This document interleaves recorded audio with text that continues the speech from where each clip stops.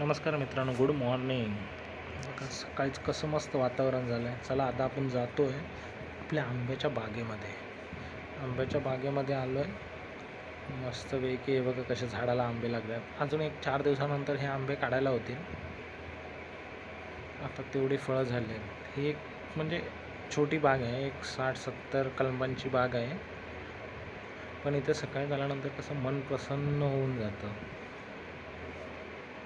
ते मोकळ्या वातावरणात बसण्यात खूप मजा येते. ही मजा फक्त कोकणचा माणूस अनुभवू शकतो. आणि बघा मस्त वेगळे कसं दिसतंय आणि निसर्गरम्य वातावरण. त्यानंतर आम्ही आता पुढे जाणार आहे आपल्या बकऱ्या घेऊन. हे बघा आलो बकऱ्या घेऊन चरायला जंगलामध्ये. मस्त एक आता त्यांना चरायला. हा बघा हा मस्ती करत राहणार, मस्तीखोर. आज आमच्या एका बकरीने जंगलातच पिल्लू दिलं आहे. हे बघा पिल्लू अतिशय खूप गोंडस असं आहे. त्यानंतर घरी गेल्यानंतर अजून एक वेगळं सरप्राईज आहे. आज माझ्या बहिणीने माझ्यासाठी मस्तपैकी देवगडचे हापूस आंबे पाठवले आहेत आणि ते आज मी खाणार.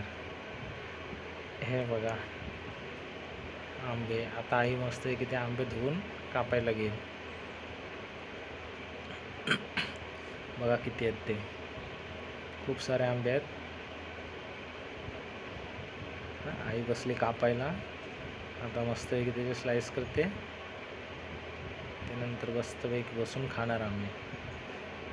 चला तर मग हा ब्लॉग इथंच संपवतो. आता जातो आंबे खायला. Bye bye.